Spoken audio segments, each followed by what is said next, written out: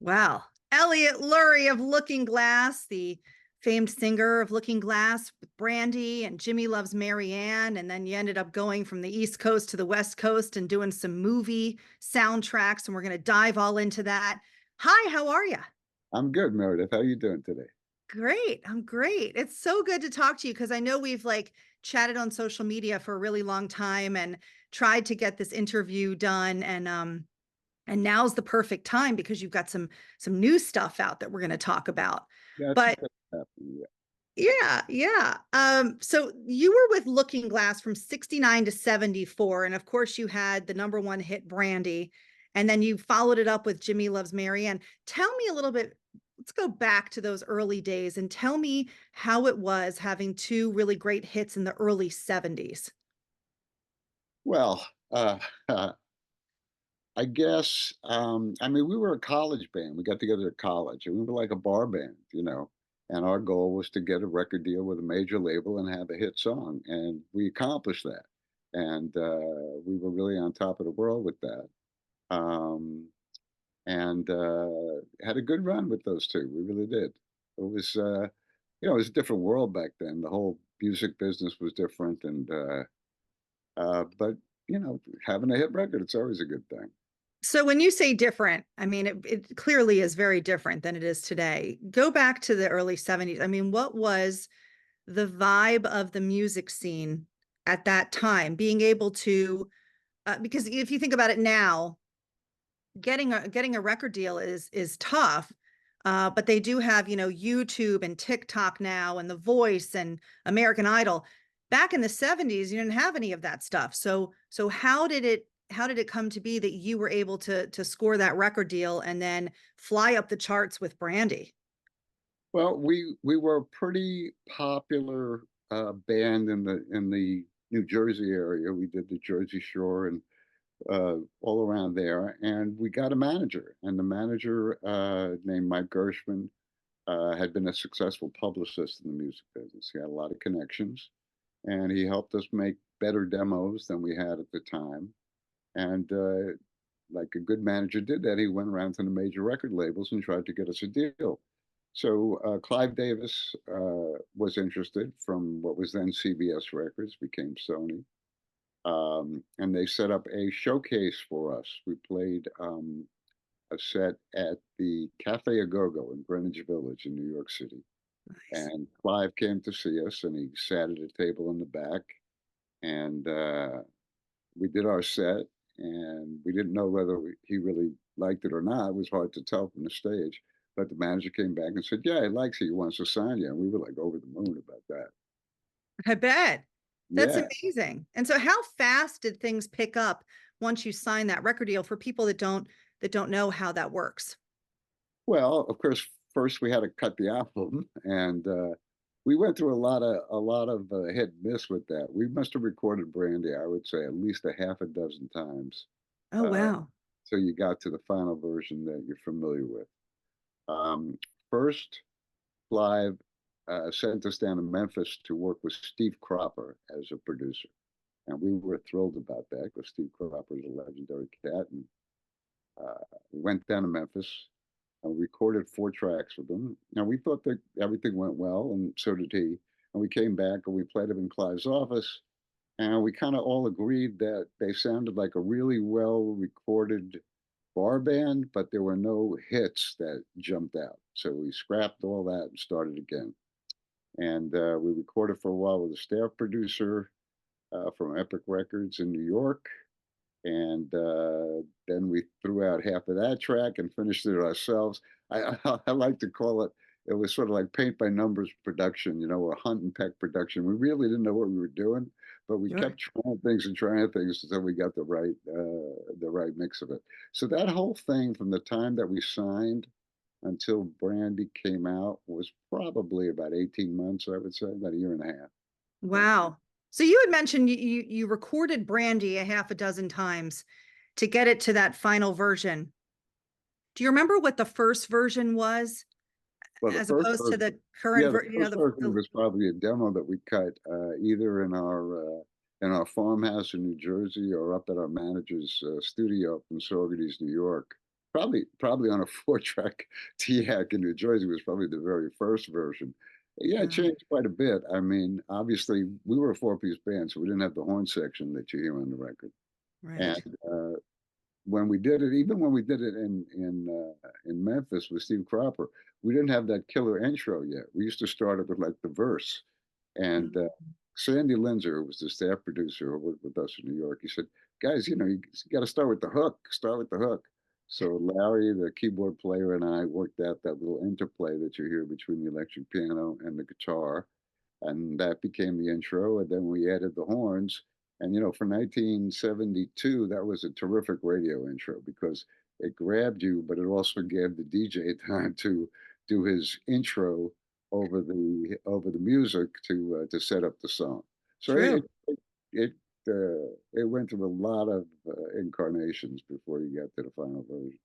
That's amazing. So then you decided to leave after you had, of course, we're going to go back into this in a little bit, Brandy, and then following up with Jimmy Loves Maryanne. But you decided to go off and do a solo career, and then you had the album Disco Where You Gonna Go. And I listened to that. I love it.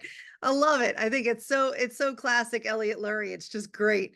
But it's like when you say disco, where you gonna go? It's not, to me, when I listen to it, it's kind of that smooth with a little bit of a disco edge. It's not that full-blown disco when people think about the name. I don't Well, I don't hear the full-blown disco. what's interesting about it is, I wrote that in 1975, and I was living in New York City, and Studio 54 was just happening, and it was just disco was just starting to be, and I thought it was like kind of an interesting musical trend. But what's interesting is that the track, which we cut out here in LA, it's not really a disco groove. I mean, it doesn't have Right. that four on the floor with the kick drum. It doesn't have those upbeats on the hi hat. So it's not really a disco groove, even though the song is about disco. So That was a smart move though, Elliot, because then you put it out and it's like fits in right with what's going on, but it doesn't necessarily, it still has that smooth, I don't know. You you think know? so, Meredith? You think I do. I maybe if think we so. maybe if we cut in a disco groove, they would have played it at the clubs, or maybe we didn't do the right thing there. I don't know. I don't know. I think it's great. I think it was perfect for its time. I wouldn't have changed a thing. I think it's awesome. So you decided to go from the East Coast to the West Coast and become a movie soundtrack what were you? You were Yeah. What, working for what, 20th Century Fox and working on movie soundtracks. what, And what did you do? Yeah. Uh, I mean, I did you started, find a whole other like level of creativity going from being on stage and making records to then working on soundtrack records for movie soundtracks? Was that a whole other level of creativity for you? Did you enjoy it? it's a whole different groove. I enjoyed it. I learned a ton about the film and TV business. I learned that movie people are at least as crazy as music people, probably crazier. But yeah, it was very real interesting. It was very different for me, a whole second career. It still involved music, so I was very lucky with that. Mhm. And that position is kind of you got to balance. It's a partly creative position and partly a business position. Um, you've got to make the deals for the soundtracks with the record companies. You've got to make the deals with the artists to be on the soundtrack. And then when I was at 20th Century Fox, it also involves hiring composers and working with film directors. It's very interesting. I learned a ton, and very different from performing live music. Very different. Some of the soundtracks were Alien 3, Spanglish, and Night at the Roxbury. Yeah, I worked on that one, and if you couldn't get that song, you couldn't make that movie. So that was a big deal. That was perfect. I love that. I love all the I haven't seen Alien 3, but I have seen the others and they're all great soundtracks. And soundtracks I feel like really help to make the movie. I think it's really important to have that musical aspect for each scene. So I'm glad you did that and learned a lot. Yeah, I really did learn a lot, and what's interesting is I worked on a lot of good movies uh, that weren't commercially successful. I worked on a lot of bad movies that had good soundtracks. there's an obscure movie that starred oh, what the heck is his name? I forgot his name now. A movie called Ford Fairlane, and it had a great soundtrack, and nobody came to see Andrew Dice Clay. That's what I'm thinking of. It Oh, starred geez. Andrew Dice Clay with a crazy cast. Priscilla Presley was in it. Oh, Uh, wow. but so that was what happened sometimes. You'd work really hard on a soundtrack and then the movie would stiff. Or sometimes you'd get a hit like off of that soundtrack. We had the hit by Billy Idol, "Rock the Cradle of Love," which I think was Mm. a top five record. And nobody came to see the movie. And when that happens, the movie executives, they kind of look at you sideways, like you're sitting on top of a number one record, and the film's stiffed miserably, so they're not too happy about that. But But you're happy about it. it's good. What you gonna do? Yeah, You win some, you lose some. yeah.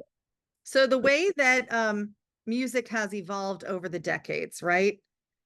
Tell me your reaction to this yacht rock phenomenon coming back around and you being a part of it now, a It, big it part of it. Yeah, well, it's great. I love it. I mean, the simple answer is it's great. I love it because first of all, a lot of the songs that are in that, you know, they call yacht rock genre, are some of my favorite records. So I love that stuff. I love that really slick, well-produced stuff in the late 70s, early 80s. I really liked it. But I didn't know much about yacht rock until I was contacted by Yacht Rock Revue. Mm-hmm. Uh, they asked me to come down and play with them in a show in Atlanta. And I had maybe heard the term, but I wasn't really too well versed on what it was. Um, but I think it's great that people are still listening to those records. They're wonderfully made records, most of them. It's so funny you say that because when I sat with Michael McDonald, he said the same thing. He goes, I don't know what yacht rock is. But then he looked at me and he said, "Well, you're either yacht or you're not." Yeah, yachty So, or yeah.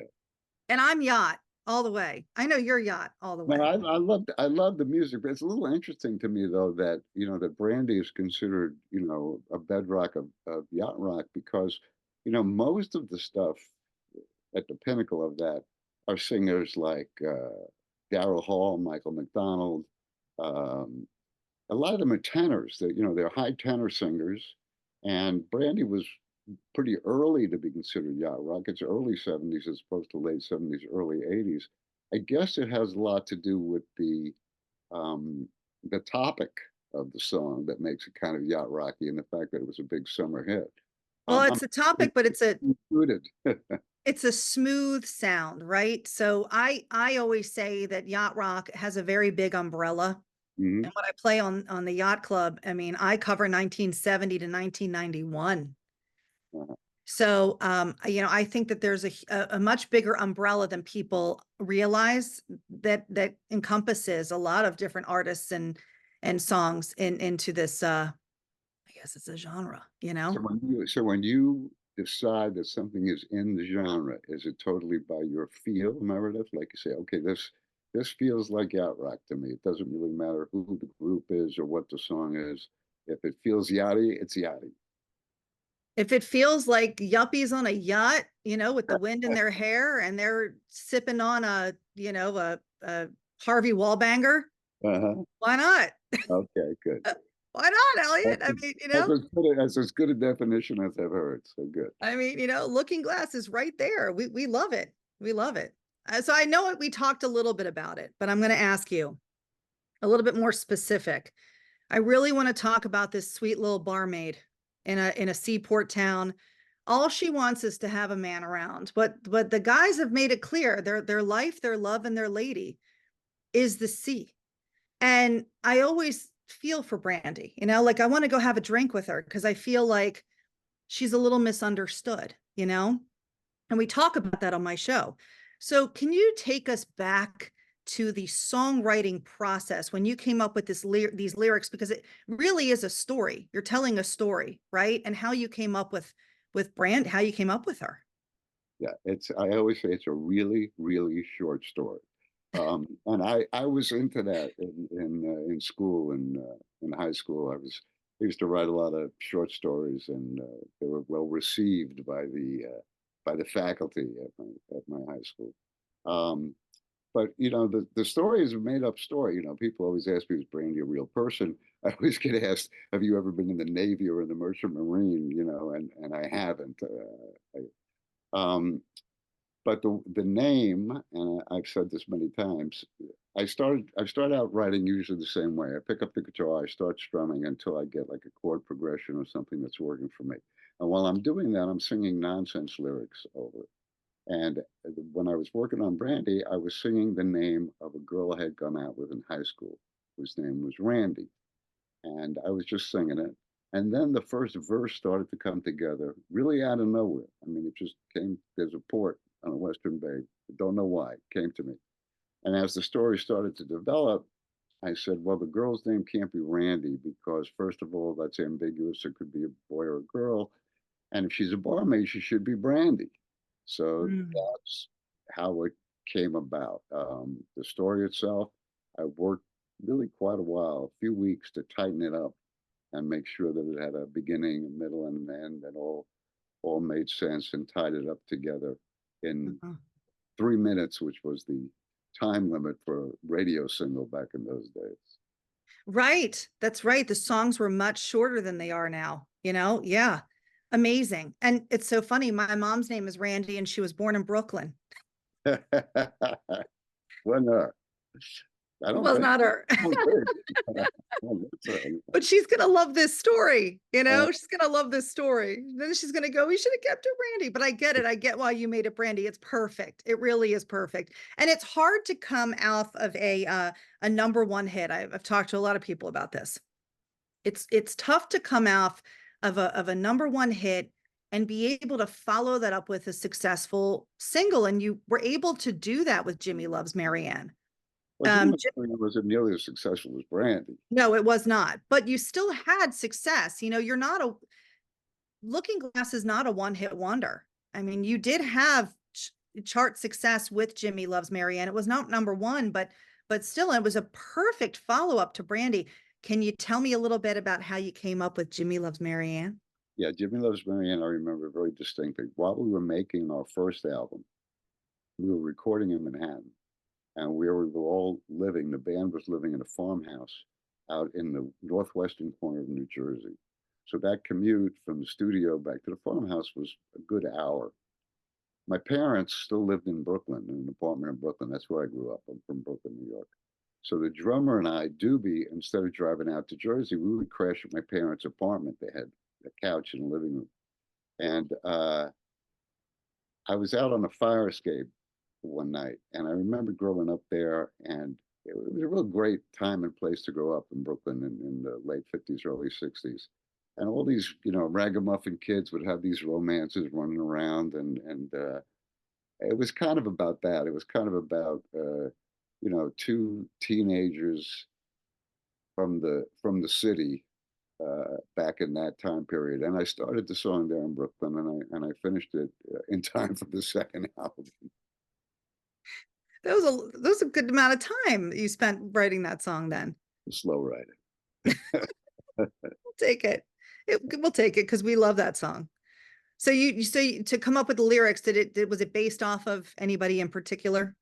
No, not anybody in particular. Just kind of a combination of kids I had known uh, growing up there.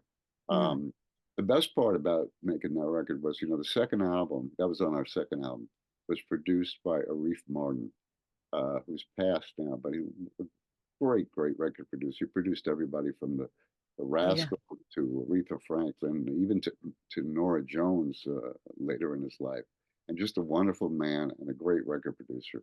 I mean, sonically, Jimmy Loves Maryanne sounds a heck of a lot better than Brandy does. He is. I know who you're talking about. He really is an incredibly talented producer. He was a talented producer. That's amazing. I did not realize that he was on that album. So that was great. Yeah. To So when you when you think about yacht rock artists, you imagine most of you are friends or friendly, right? So I can vouch for that because take like Ambrosia and Friends, anybody from Walter Egan, you and John Ford Coley and Peter Beckett of Player and Bill Champlin and Stephen Bishop. What is it like to get back up on stage? I mean, you consider these people your friends. I mean, was it a reconnection later in life, or did you always have a connection even going back to the 70s and 80s? Well, for me, the whole thing was a reconnection because, all those years, excuse me, when I worked in the film and TV business, I didn't perform at all. As a matter of fact, when I stopped doing that, it took me a year just to get my chops back to be able to play and sing again. Wow. So this is all a reconnection. I mean, Peter, and Walter, and the Ambrosia people, I see them often now and we work together often, but I didn't know any of them back in the days when I was recording. Um, Stephen, you know, I had been out of that world for 30 years. So this was all a reconnection for me. That's amazing. And it's fun to be back up on stage with them. I can only imagine the fun that you guys have together. Oh, we have a blast. The music is great, and uh, John Ford Coley is one of the funnier people that you'll ever want to meet. He's a great guy to hang out with. I love John. I, lo- Those- I love John. I love John Ford Coley dearly. He's a great those- guy. they're all good people. So when we do go out on the road, the music is good, but we get along real well. We get a lot of laughs, so it's really great. Yeah. Oh, that's awesome. So Yacht Rock Revue, for people that don't know, is a group that came together and they cover all yacht rock songs. And then they started to put out their own material, but that came a little bit later. And it's funny, I went to an all girls private boarding school here in Maryland, and it was very tiny, 160 girls in high school. And Nick, the lead singer of Yacht Rock Revue, his wife Elliot and I were very good high school friends. She was a boarder at my school. Amazing small So world. small world Yeah. coming together. So when I found out that they were coming to Baltimore years ago, this was like 2017, I contacted, her name is Elliot as well. And I contacted Elliot. And so she got me to go and meet them because I knew like these guys were like up and coming, some big things were going to happen. And then of course I talked to them last year when they were opening up for Kenny Loggins, the This Is It tour. So you guys have gotten together now and put out new song, Tropical Illusion. Tell me about that. How did that come to be? I was playing with them with Yacht Rock Review in Jamaica about 2 years ago, and Ambrosia was also there with us too. And in addition to doing our regular sets, it was a multi-day thing. And in addition to doing our regular sets, Nick and I did a little acoustic set together, and we got to hang out quite a bit because we were putting the stuff together which we hadn't done before. And I had been working on a track in my home studio, and I hadn't really finished it, but the feel of it to me was real yachty. And I Mhm. told Nick about it. I said, I got this track. I'm not finished with it. I got a couple of lyric ideas and I got some of the music done. Can I send you the track? I think you might like it. And he said, yeah. And I sent it to him. And, they're very busy working, touring all the time. But now, when they got around to getting their new album, Nick called me and he said, I finished that song. Can I send it to you? I said, yeah. He sent it to me and I loved it. And they put it on their album and it's the first single from the record. Yeah, I mean, how I describe this song listening to it, it's like it's almost like you can imagine that it was done back in the 70s but put out now. It has that smooth vibe. It's very yachty, but it's like it's current because it's put out now as well. So I it's a think great song. part of what it is, Meredith, is I think there was another track that I did that I listened to with Nick, and he liked the groove of it, a different track. Uh, I did a version of the old standard, Our Day Will Come." I did it back in the '70s, uh, and we recorded with a groove that I call it's the hustle groove. You could dance the hustle to it, and Nick kind of used that groove in his production of this song. So if it sounds a little retro, I think it's the hustle groove that's doing it for you. Well, because if you haven't seen Yacht Rock Review, if you're watching and you haven't seen them, I mean, they are very coordinated with their dance moves. I mean, they're really fun to watch. They really get into it with the outfits and I mean everything. It's just it's great. They do such a fun job. My goodness. So So do you have any other projects coming up that we should know about that you can hint? I'm always writing, and sometimes it winds up there on Spotify. What happens is I start 10 songs, I finish 5 of them, and then of the 5, maybe there's 2 of them that I like, so I record those 2, and of the 2 that I record, maybe 1 of them I'm not happy enough with it to put it up. So if you go on Spotify and look under Elliot Lurie, you'll find a few over the last few years that I was happy enough to put up there. And I'm doing dates. We're doing a couple with Ambrosia and Friends. It's Ambrosia and me and John Fort Coley and Peter Beckett. And we're opening for Christopher Cross. Mm. Those are July 20th, I think, is in Seneca, New York, which is near Niagara Falls.